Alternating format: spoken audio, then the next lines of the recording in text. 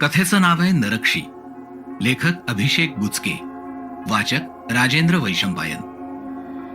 किशन बुलबुले हा तरुण अफलातून लेखक होता.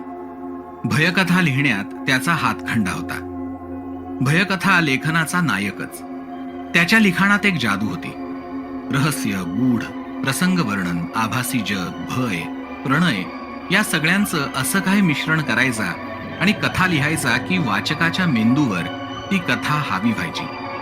वाचक त्याच्यात घडून जायचा. एक प्रकारचं संमोहन म्हटलं तरी चालेल. इतका प्रभावशाली भयकथा लेखक आजच्या काळात तोच असावा असं अनेक समीक्षक म्हणायचे.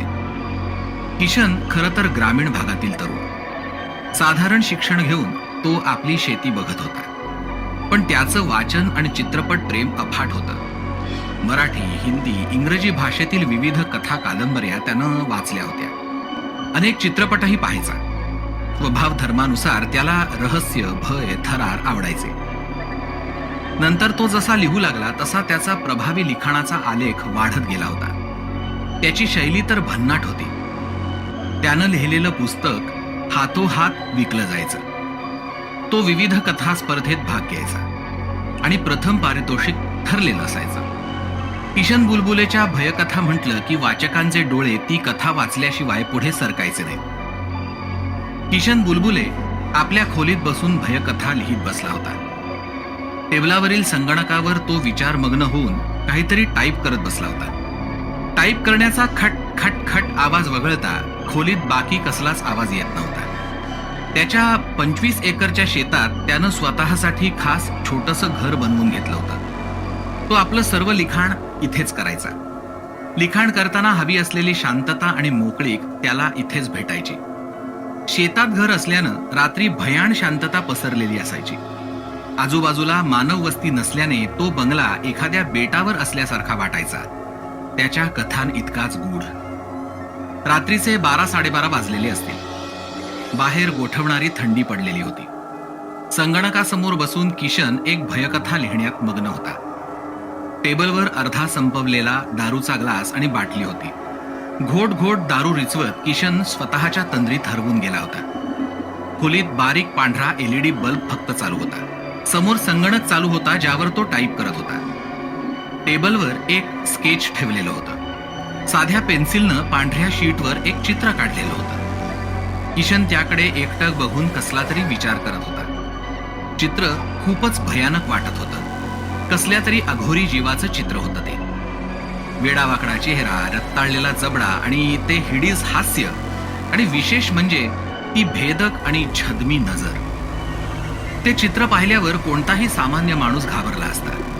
असल्या अभद्र आणि विक्षिप्त गोष्टी कोणीही नजरेसमोर ठेवल्या नसत्या. पण किशननं स्वतःच्या हातानं ते चित्र रेखाटलं होतं. तेही जणू काही हुबेहूब रेखाटल्याप्रमाणे. किशन एका स्पर्धेसाठी एक भयकथा लिहित होता. एका मोठ्या संस्थेनं ही भयकथा स्पर्धा आयोजित केली होती. विजेत्याला मोठं बक्षीसही होतं.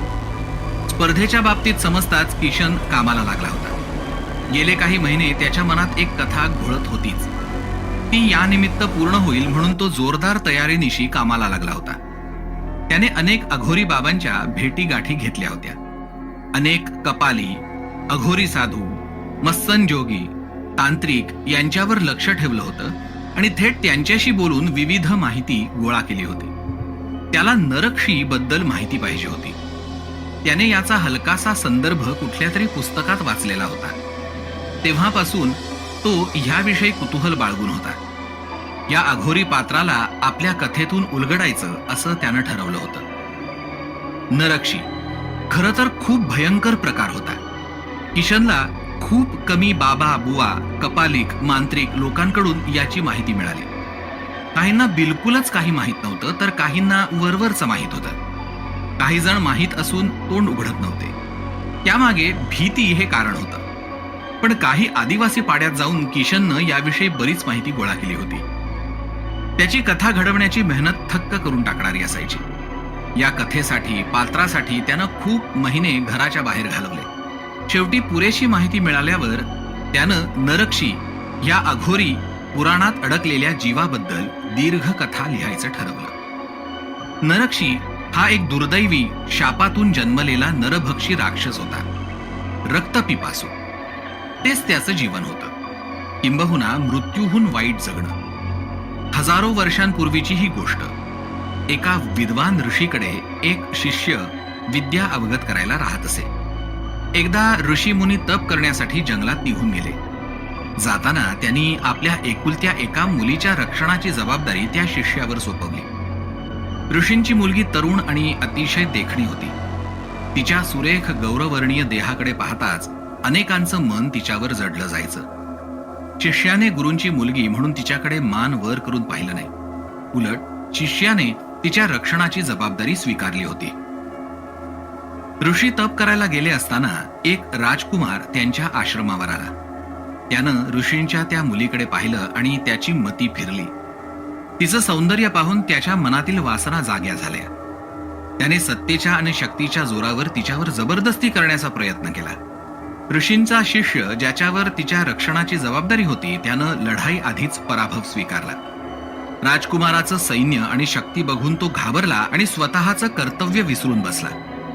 घाबरून तो जंगलात ऋषीमुनींना शोधायला धावला. ऋषीमुनींची तपश्चर्या भंग करून त्यांना तो परत आश्रमाकडे घेऊन आला, पण उशीर झाला होता. त्या राजकुमाराने ऋषीच्या मुलीची अब्रू लुटली होती आणि हत्या केली होती. ऋषी ते बघून प्रचंड संतापले. त्यांच्या रक्तात सूडाचा अग्नी वाहू लागला. सूड घेतल्याशिवाय त्यांचा क्रोध शांत होणार नव्हता. आपल्या मुलीवरील अत्याचाराला राजकुमारा इतकाच आपला शिष्यही जबाबदार आहे असं त्यांना वाटत होतं. शिष्य कर्तव्यात तर चुकलाच होता, शिवाय विश्वासालाही सार्थ ठरला नाही. केवळ एक बाप म्हणून नव्हे तर गुरु म्हणूनही त्यांना शिष्याला शिक्षा करणं आवश्यक वाटत होतं. त्यामुळे राग अनावर होऊन त्यांनी शिष्याला श्राप दिला की तो माणूस म्हणून कधीच जगू शकणार नाही. तो जगाच्या अंतापर्यंत सडत जगेल. माणसाचं रक्त प्राशन केल्याशिवाय त्याला जगताही येणार नाही आणि मरताही येणार नाही. जन्म मृत्यूच्या आणि मोक्षाच्या विश्वात त्याला प्रवेश मिळणार नाही. त्याचं आयुष्य, त्याचा आत्मा नरकापेक्षाही भयंकर यातना सहन करेल. दिवसेंदिवस त्याचं पाप वाढत जाईल. त्याच्या जवळही कोणी येणार नाही. त्याला न कोणाची सहानुभूती मिळणार, न कोणाची साथ. त्याच्या ह्या शापित आयुष्याची सुरुवात त्या राजकुमाराचा वध करून होईल आणि जो कोणी माझी प्रार्थना करेल, तप करून माझा आशीर्वाद मिळवेल, त्याला मी तुझ्या सडलेल्या शापित देहाचा ताबा देईन. तुझं नियंत्रण तो करेल. तुला स्वेच्छेने जगताही येणार नाही. असं म्हणत ऋषींनी त्या शिष्याला तो भयंकर श्राप दिला आणि त्याच्या आत्म्या देहावर वर्चस्व मिळवलं.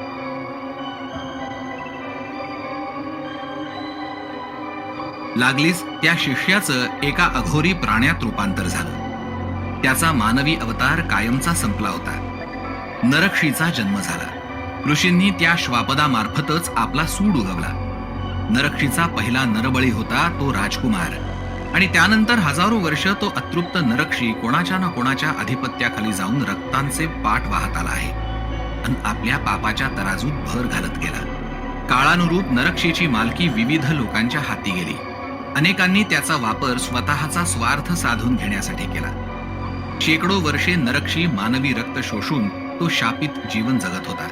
अघोरी रूपात जरी त्याचं रूपांतर झालं असलं तरी खोल कुठेतरी त्याच्यात तो शिष्य दडून होता, जो मोक्षाची विवंचना करत असायचा. क्षणोक्षण तो आपल्या चुकीचं प्रायश्चित्त मागत होता आणि आपल्या सडलेल्या आत्म्याच्या मोक्षाची विनवणी करत होता. ही कथा त्याला एका आदिवासी पाड्यातून मिळाली होती. ह्याच कथानकाभोवती किशन आपली कथा गुंफणार होता. त्याच आदिवासी लोकांकडून किशननं नरक्षीचं वर्णन ऐकलं आणि ते स्केच काढलं होतं. जे ऐकलं ते खरंच विक्षिप्त होतं. शिवाय ते लोक ह्या दंतकथेवर अजूनही विश्वास ठेवायचे. तो राक्षस नरक्षी दूर राहील यासाठी ते आदिवासी त्या ऋषींची पूजा आराधना करून याचना करायचे. त्यांना सत्य असत्यात भेद करायचा नव्हता. ते फक्त आहे ते निष्पाप भावनेने पुढे चालू ठेवत होते, वाहत आलेल्या नदीप्रमाणे. किशन भयकथा लिहायचा, पण त्याला असे भूताटकी अनुभव कधी आले नाहीत. अशा गोष्टी मानायच्या की नाही ह्याच्या मध्यावर तो होता. तो अजूनही छाती ठोकपणे काहीच भूमिका घ्यायचा नाही. भूत असतील नसतील, जेव्हा मी बघेन तेव्हा मी छाती ठोकपणे भूमिका घेईन असं त्यानं ठरवून टाकलं होतं. दारूची नशा मेंदूला झिणझिणे आणत होती, पण विचारचक्र मात्र मोठ्या वेगानं सुरू होतं. शेवटाकडे जात असलेल्या कथेला कसं हाताळावं या विचारात तो होता. त्या स्केचकडे बघितलं की त्याला थोडं अस्वस्थ वाटू लागलं होतं. तो आज थोडासा घाबरला होता. ही कथाही त्याच्या मेंदूवर खूपच हावी झाली होती. गेली कित्येक महिने ह्यातच घडून राहिल्याने त्याला ह्या पात्रांशी खूप जवळीक वाटू लागली होती. तो एका वेगळ्याच विश्वात रमला होता, पण त्या नरक्षीची छाया त्याला सारखं छळत असायची.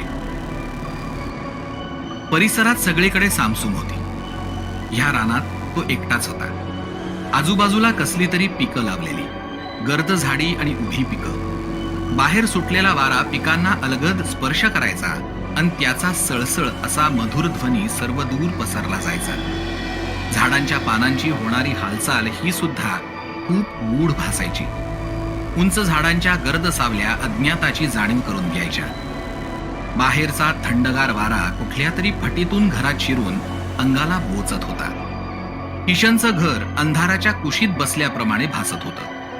समुद्र प्रवाशाला दूरवरून दिसणाऱ्या प्रकाशस्तंभाप्रमाणे किशनचा घरचा प्रकाश आजूबाजूच्या गडद अंधारात उठून दिसायचा. घड्याळाच्या सेकंद काट्याची टकटक किशनच्या कानावर येत होती. त्यानं आजपर्यंत अनेकदा ह्याच जागेवर बसून अनेक भयकथा लिहिल्या होत्या, पण आज त्याच्या मनात जरा भीती होती.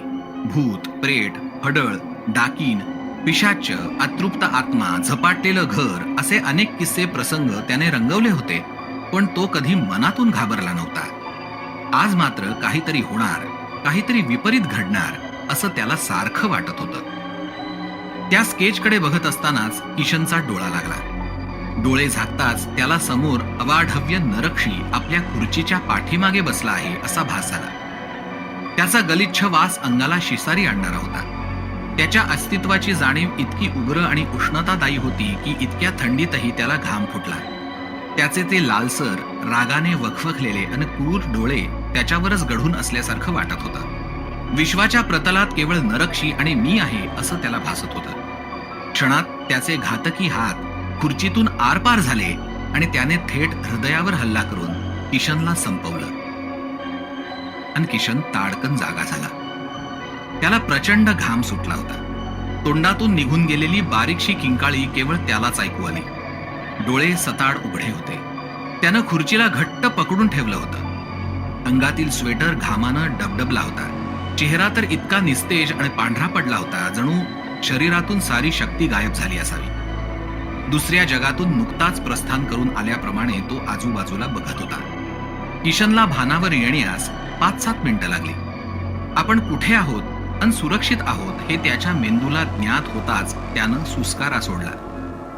डोळे बंद चालू करून तो स्वतःला दिलासा देत होता. त्याने घाम पुसला. अंगातील स्वेटर काढून टाकला. समोरच्या ग्लासवर नजर टाकली तर ग्लास रिता झाला होता. सध्या दारू अत्यावश्यक आहे असं त्याला वाटत होतं. त्यानं जरासा विचार केला आणि बाटलीत शिल्लक राहिलेली उर्वरित दारू ग्लासात ओतली. त्याने प्लेटवर हात घातला तर तिथे काहीच नव्हतं. तकणा संपला होता. त्यानं छे करत टेबलवर हात मारला. आता किचनमध्ये जाऊन काहीतरी चकणा आणावा लागणार होता. शिवाय बाहेरच्या खोलीत असलेली सिगरेटही आणून ठेवावी असं त्याला वाटत होतं. तो बळजबरीने जागेवरून उठला. उठल्यावर त्याने एक आळस दिला. आळस देताना त्याचं लक्ष त्या स्केचवर गेलं. त्या स्केचमधील नरक्षी अजूनच हिंस्त्र आणि भयंकर वाटत होता. त्याचे डोळे अजूनच उग्र दिसत होते. रक्ताळलेल्या जवड्यात ताजं रक्त असल्याप्रमाणे वाटत होतं. चेहऱ्यावरील ते हिडीस भाव अजूनच उत्कट झाले होते. किशननं स्वतःचे डोळे ताणले आणि बंद चालू करून तो पुन्हा एकटक त्या चित्राकडे बघत होता. त्यानं स्वतःचीच समजूत काढली. जास्त होत आहे आज, पण चित्रकार झालो असतो तरी चाललं असतं. काय चित्र काढलंय वाह असं स्वतःशी म्हणत त्यानं दुर्लक्ष केलं आणि तो आपल्या खोलीतून बाहेर जाऊ लागला. लहानशा एलईडी बल्बचा प्रकाश केवळ त्या खोलीतच मर्यादित होता. त्याचा प्रकाश बाहेर पोचत नव्हता. बाहेर पूर्णतः अंधार होता. त्याला त्या अंधारात जाण्याची भीती वाटत होती. त्या वरंड्यातील दिव्याचा खटका पलीकडच्या टोकाला होता. म्हणजे तिथपर्यंत जाईपर्यंत अंधारच, आणि अंधारात काहीही असू शकतं असं तोच आपल्या कादंबरीतून लोकांना सांगायचा. अशाच अंधारातून अपरिचिताची पावले तुमच्या अस्तित्वाच्या गाभाऱ्यात प्रवेश करतात आणि जगण्याची उमेद नाहीशी करून तुम्हाला मृत्यूच्या दरीत ढकलतात. हे त्याचंच वाक्य होतं. स्वतः त्यानेच अशा स्थितीचं वर्णन अनेकदा केलं होतं. किशनला नाही ते आठवत होतं. आज त्याच्यासोबत असं प्रथमच घडत होतं. त्याला आपल्या कथा कादंबरीतील भूतं आणि अगम्य गोष्टी आठवत होत्या. जणू काही आजवर लिहिलेले कल्पलेले अघोरी प्रकार त्याच्या मेंदूवर प्रभावी होत होते. ते सगळेच आज सूड उगवायच्या तयारीत होते असं त्याला वाटलं. त्या लहानशा मुलीचं घरात एकटं असण्यावर लिहिलेली कथा त्याच्या मेंदूवर स्वार झाली होती. ती मुलगी घरात एकटी असताना तिच्यावर एका हडळीचा झालेला हल्ला त्याला आठवत होता. तीही अशीच अंधारातून धावत जाते हे त्याला आठवलं. अंधारातून आलेला तो अलगद आवाज आणि त्यानंतर अचानक त्या अंधाराच्या उदरातून हडळीने त्या लहानग्या मुलीवर केलेला हल्ला. पण मनाला काहीतरी समजावत दुसरा सकारात्मक विचार आणत तो एक एक पाऊल पुढे जात होता. डोळे फाडून तो अंधारात काहीतरी शोधत होता. कसल्या तरी अस्तित्वाची जाणीव त्याला होत होती. तो चाचरत चाचरत पुढे जात होता. अंगावर काहीतरी चाल करून येईल, काहीतरी धडकेल आणि शरीराचा फडशा पाडेल, अंगाची चाळणी करेल असे भयंकर विचार त्याच्या मनात जन्म घेत होते.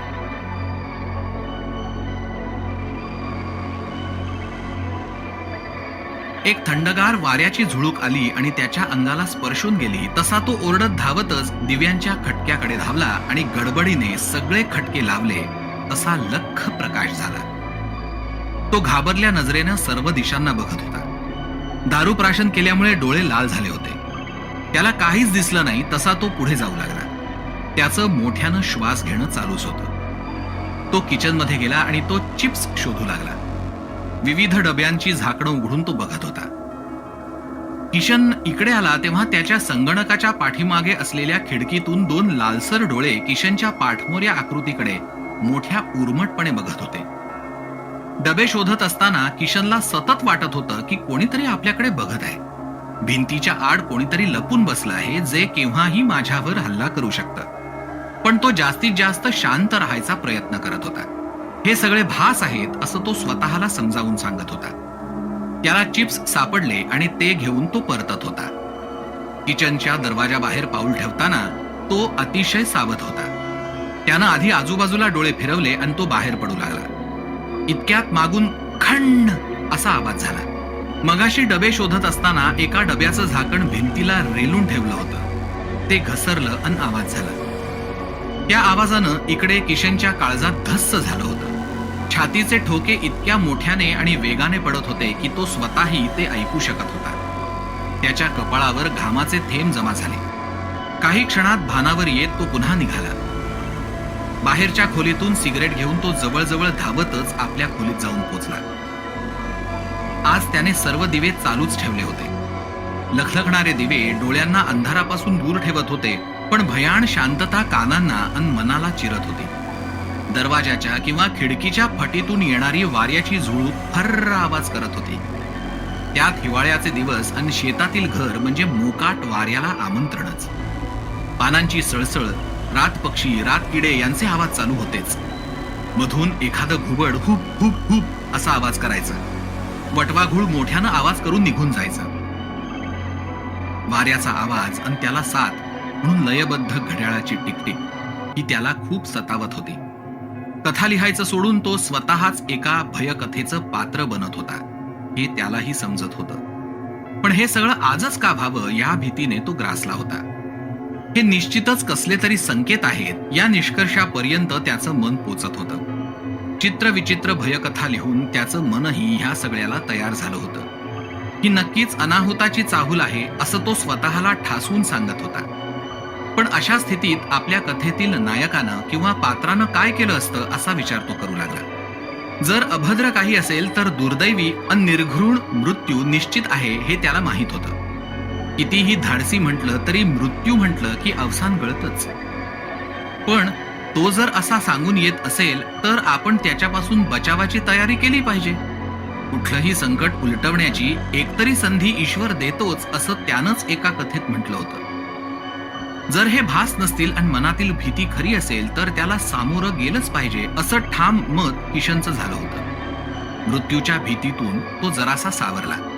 मरायचंच असेल तर संघर्ष करून मरू असं त्यानं ठरवलं. मनाची तयारी झाली होती. या एकांतात कोणीही मदतीला येणार नाही हे सुद्धा त्याला माहीत होतं.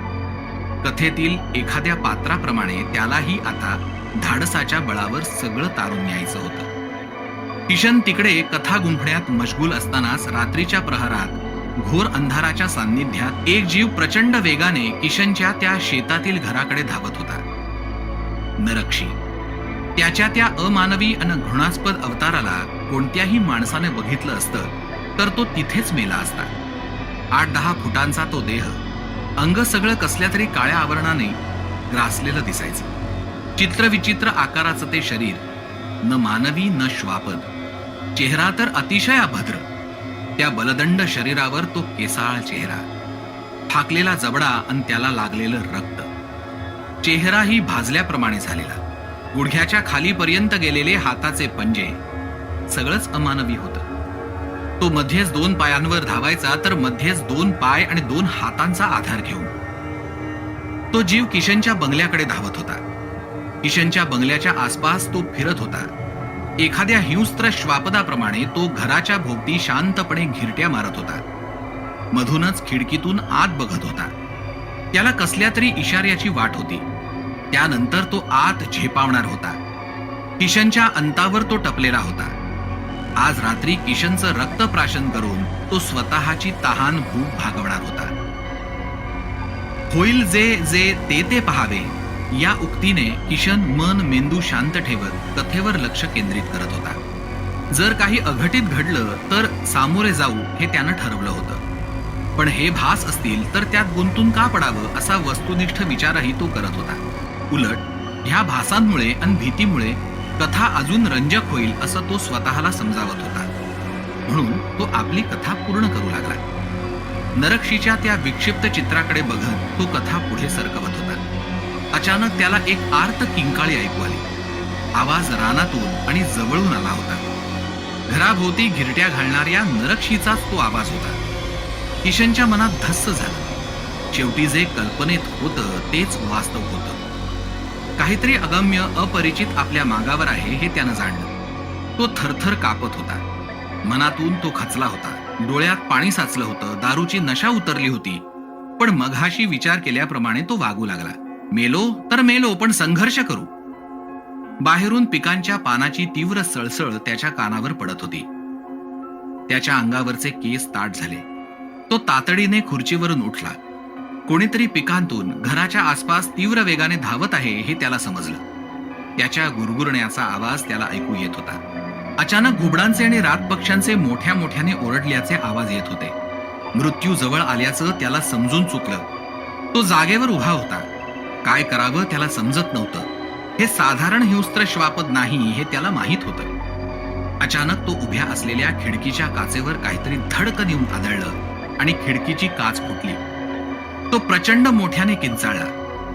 किशन जागेवर पडला होता. शरीर लटलट कापत होतं. तो घाबरत घाबरत जागेवरून उठला आणि खिडकीकडे बघू लागला. खिडकीची काच पूर्णपणे फुटली होती आणि खिडकीला असलेली लोखंडी गजई वाकली गेली होती. किशननं तिथे पाहिलं तर तिथे कोणीच नव्हतं. मालकानं आज्ञा दिल्यानंतर नरक्षीनं आपल्या भक्ष्यावर घाला घालायला सुरुवात केली होती. किशन आतमध्ये पडलेल्या खिडकीच्या फुटलेल्या काचेच्या तुकड्यांकडे बघत होता.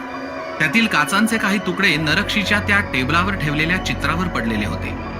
त्या काचेच्या तुकड्यांमुळे ते चित्र अजूनच भेसूर दिसत होतं. चित्रावर पसरलेल्या त्या काचेतून नरक्षी बाहेर येईल की काय असं क्षणभर किशनला वाटलं. खिडकीतून सहज नजर बाहेर गेली तर थंडगार वाऱ्याची लहर आत येत होती.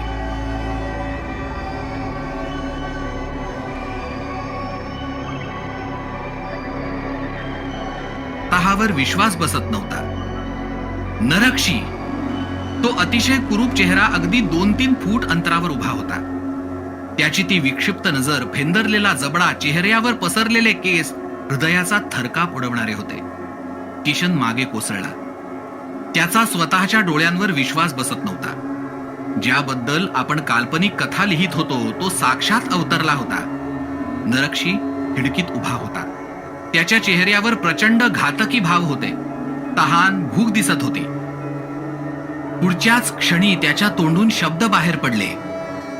मी आलोय तुझं रक्त प्राशन करायला. किती भयंकर आवाज तो. कान फाटून जातील आणि मेंदू बधीर होईल असा तो करारी गहिरा आवाज.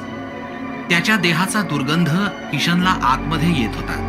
शरीर बर्फाप्रमाणे स्थिर झालं होतं आणि डोळे नरक्षीवर गाडले गेले होते. आता मृत्यू अटळ म्हणून तो पराभूत मानसिकतेला शरण गेला. बाहेरून नरक्षी पुन्हा बरळला. आज तू माझी भूक भागवणार आहे. तुझं गरम रक्त माझी वाट बघत आहे. पुन्हा तो गलिच्छ आवाज. नरक्षी जोर जोरानं खिडकीवर धडका देत होता. काहीच क्षणात तो खोलीत घुसणार होता. त्याच्या अफाट शक्तीपुढे कसलाच टिकाव लागणार नव्हता. किशनच्या शरीराचे तुकडे तुकडे करून तो तृप्त होणार होता. खिडकीचे गज वाकले होते. जमिनीवर कोसळलेल्या किशनच्या शरीरात प्राण आले. तो सावरला आणि तो संघर्ष करून अस्तित्वाची झुंज देणार होता. त्याने टेबलकडे झेप घेतली आणि ड्रॉवर मधून बंदूक बाहेर काढली. अशा एकांतात राहताना चोर, दरोडेखोर, जंगली प्राणी यांपासून संरक्षण करता यावं म्हणून त्यानं ही बंदूक काळ्या बाजारातून विकत घेतली होती. ती बंदूक काढून त्यानं नरक्षीवर गोळ्या झाडल्या. त्या गोळ्यांचा नरक्षीवर कसलाच प्रभाव झाला नाही. उलट अजूनच संतापाने तो किशनकडे बघत होता. गज तुटले आणि त्याचं अवाढव्य शरीर त्या खिडकीची बाजू फोडून आत आलं. किशननं गोळ्या झाडल्या पण कसलाच उपयोग नव्हता. किशनही चवताळला होता. आई जगदंबेचं नाव घेऊन तोही अंतिम लढ्याला तयार झाला. नरक्षी आत शिरताच एक तीव्र घाणेरडा दर्प किशनच्या नाकात घुमू लागला. किशन अस्वस्थ झाला. नरक्षीने एका फटक्यात त्याला जमिनीवर लोळवलं. त्याचा अक्राळ विक्राळ देह आणि किळसवाणा चेहरा किशन भयभीत होऊन बघत होता. मृत्यू समोर उभा ठाकला होता. तो जमिनीवर रेंगाळत मागे सरकत होता. नरक्षी हपापलेल्या भावनेनं किशनकडे चालत होता. त्याचा तो जबडा मोठा झाला. डोळे अतिशय क्रूर आणि मोठे झाले. तो चित्र विचित्र आवाजात गुरगुरत होता. किशन कपाटाच्या कोपऱ्यात जाऊन थांबला. नरक्षी त्याच्यासमोर उभा होता. त्यानं एक गगनभेदी किंकाळी केली आणि तो किशनला ओढून त्याच्या अंगावर बसला. आयुष्यात कधीही वाटलं नसेल तेवढं भय किशनला वाटत होतं. आजपर्यंत त्याने लिहिलेल्या पात्रांवर जे प्रसंग यायचे तोच प्रकार त्याच्यासोबत घडत होता. एक अनाकलनीय शक्ती मानवी शक्तीवर मात करत स्वतःच्या काळ्या विश्वाचा पसारा वाढवत होती. प्रकाशाला अंधाराने दाही दिशांनी घेरून हळूहळू त्याचं अस्तित्व संपवावं तसं. नरक्षीचे लांब पंजे किशनच्या खांद्यावर होते. त्याच्या खांद्यातून रक्त वाहू लागलं. तो गुरासारखा ओरडत होता. आता देहाची चिरफाड होणार, मग आत्म्यालाही वेदना होईल इतकी क्रूरता नशिबी येणार. त्याचे ते लालसर क्रूर डोळे माझ्यावर गढून होते. शरीरातील रक्ताचा शेवटचा थेंबही हा राक्षस ठेवणार नाही. कितीही देवाचा धावा केला तरी तो निरर्थक होता. त्यापेक्षा एक गोळी स्वतःवर झाडली असती तर सुटलो तरी असतो. नरक्षीनं समोर पाहिलं आणि तो क्षणभर स्थिर झाला. त्याची किशनच्या खांद्यावरील पकड ढिली झाली. तो समोरच्या कपाटावरील आरशात स्वतःचं प्रतिबिंब बघत होता. तो ते न्याहाळत होता. ते बघून तो एकाएकी किंचाळू लागला. त्याच्या त्या गगनभेदी किंकाळे ऐकून किशनचे कान फाटू लागले होते. स्वतःचं अभद्र रूप बघून नरक्षी सैरभैर झाला आणि मागे कोसळला. त्याला स्वतःचं भान राहिलं नाही. तो पिंजऱ्यात अडकलेल्या पक्ष्याप्रमाणे तडफडू लागला. त्याला आतमध्ये खोलवर काहीतरी होत होतं. किशन ते पाहत होता. त्याला काहीच समजत नव्हतं. त्याच्या खांद्याच्या वेदना तर तीव्र होत्या पण तो उठायचे प्रयत्न करू लागला. नरक्षीच्या स्मृती जाग्या झाल्या. शेकडो वर्षांच्या प्रवासानंतर, काळाचे अनेक घाव सोसल्यानंतर, अनेक प्रकारची निसर्ग सत्य मनाशी दडपून तो आज इथे उभा होता. त्याला स्वतःचा इतिहास आठवला. मूळ रूप आठवलं. तो शाप, ऋषीमुनी, ऋषिकन्या सगळं आठवू लागलं. अडगळीत पडलेलं स्वतःचं अस्तित्व जाणवू लागलं. शेकडो वर्ष माणसांचं रक्त प्राशन करत, अनेकांची गुलामी करत त्याची स्वतःची खरी ओळख काळाच्या धुळीखाली झाकली गेली होती. स्वतःचं रूप आरशात बघितल्यावर त्याला भूतकाळाची आठवण झाली. त्याच्या डोळ्यासमोर वेगवेगळी चित्र फिरत होती. अनेक मालकांचे चेहरे समोर येत होते. मधूनच स्वतःच्या मानव असल्याची ही जाणीव व्हायची. किशन हे सगळं बघत होता. त्याला आदिवासी लोकांनी सांगितलेली नरक्षीची कथा आठवली. तो स्वतःच्या कर्तव्यास चुकला होता. तो स्वतःला ओळखू शकला नाही. त्यानं विश्वासघात केला होता. त्याचं फळ त्याला मिळालं होतं. रागाच्या भरात येऊन गुरुदेवांनी त्याला श्राप दिला. तो शाप हजारो वर्ष अंगावर घेऊन त्याचा आत्मा अजूनही ह्या भूतलावर सडत आहे. त्याला मोक्षाची प्रतीक्षा आहे. जेव्हा तो स्वतःला ओळखेल, स्वशी त्याची ओळख होईल, त्याचं प्रायश्चित्त पूर्ण होईल, शिक्षा संपेल, तेव्हा त्याचा श्राप संपेल. आजपर्यंत नरक्षीनं स्वतःचं प्रतिबिंब कधीच पाहिलं नाही. इतक्या जवळून आणि इतकं स्पष्ट तर बिलकुल नाही. गेल्या 1000 वर्षाच्या नंतर त्यानं स्वतःकडे पाहिलं. किशन गडबडीत उठू लागला. हात खांदे खूप वेदना देत होते, पण तरीही तो उठला. तो विव्हळत होता. तर नरक्षी गुडघ्यात मान घालून स्वतःचा इतिहास आठवत होता. त्याच्या श्वासानं खोली तप्त झाली होती. किशन टेबलकडे गेला आणि त्यानं टेबलवर ठेवलेले सगळे कागद उचलले. त्याने अनेक चित्र रेखाटली होती. वर फक्त नरक्षीचं होतं आणि खाली ऋषी मुनी, अंबेय, त्यांची पौत्री कलिका आणि शिष्य नरहरी. ही होती इतिहासात हरवलेली पानं. पात्र नव्हे, सत्यकथा. आदिवासी पाड्यात बराच शोध घेतल्यानंतर किशनला हे सत्य सापडलं होतं. किशननं सगळ्यांची चित्र रेखाटली होती. त्याला कळाली, समजली, कल्पिता आली तशी. किशन अतिशय गंभीरपणे अन आदेश वजा बोलू लागला. नरहरी. हे शब्द कानावर पडताच नरक्षी मान वर करून किशनकडे बघत होता. त्याच्या चेहऱ्यावर क्रूरता अजूनही तशीच होती, पण डोळ्यात गोंधळलेपण दिसत होतं. नरहरी, या शापित जगड्यातून तुला मुक्त व्हावं लागेल. हजारो वर्षांपूर्वी चूक तू केलीस आणि त्याचा त्रास आजही मानवजातीला सहन करावा लागतोय. अंबेय ऋषींनी तुला शापित आयुष्य दिलं होतं, पण प्रायश्चित्त झालं आहे. तुझा भोग संपला आहे. आता तू मुक्त हो. आम्हालाही मुक्त कर. एखाद्या परजीवीप्रमाणे मानवी रक्तावर अजून किती युग जगणार आहेस? आजवर लाखो लोकांचे फडशे तू पाडलेस, रक्त शोषलंस. आता परतायची वेळ झालीय. आठवायला त्याला मदत केली. नंतर समोर आरसा धरला. स्वतःकडे बघ नरक्षी, तू मानव होतास, आता काय झालास? हे तुझं खरं रूप नाही. कलिका, तो राजकुमार, तो प्रसंग, गुरुदेव अंबेय आठव. तुझ्या आत्म्याचे पाताळ फेरे जेव्हा संपतील तेव्हा तुला प्रायश्चित्त मिळेल असं गुरुदेव म्हणाले होते. तुझ्या आत्म्याचे अनेक भोग भोगून झालेत. तुला प्रायश्चित्त मिळेल. बघ तू कसा होतास आणि कसा झालास. असं म्हणत तो त्याच्या खऱ्या रूपातील चित्र त्याला दाखवू लागला. त्या चित्रावर किशनच्या खांद्यातून निघालेल्या रक्ताचे डाग पडले होते. नरक्षी मोठ्या मोठ्याने किंचाळत होता. तो हतबल झाल्याप्रमाणे रडत होता. शेवटी त्याने घोगऱ्या आवाजात किशनकडे हात जोडत माफी गुरुदेव अशी आर्जव केली. नकळतपणे किशन म्हणाला, तथास्तु. आणि खोलीत अचानक काळाकुट्ट अंधार झाला. किशनला काहीच दिसत नव्हतं. मात्र नरक्षी उर्फ नरहरीच्या किंकाळ्या ऐकू येत होत्या. तो जणू एखाद्या विवरात अडकल्याप्रमाणे त्याचा आवाज कमी होत होता. शेवटी एका क्षणी तो आवाज नाहीसा झाला. त्याने अखेरचे शब्द ऐकले ते एवढेच की माफी गुरुदेव. आणि काही क्षणांनी प्रकाश झाला. समोर नरक्षी नव्हता.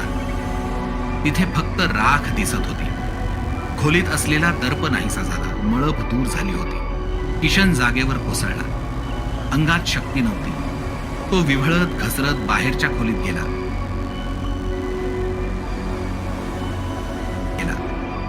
आत्ता काय झालं याचा अर्थ लावण्यात त्याचा मेंदू गर्क होता. नरक्षीनं मला गुरुदेव का समजावं हे त्याला उलगडत नव्हतं. मनात अनेक शंका होत्या, पण शरीर सध्या तरी साथ देत नव्हतं. एकदा शरीर ठीक झालं तर सगळ्या शंका सुटतील म्हणून तो बाहेरच्या खोलीत स्वस्थ बसून होता. त्यानं डोळे मिटले आणि त्याला तंद्री लागली.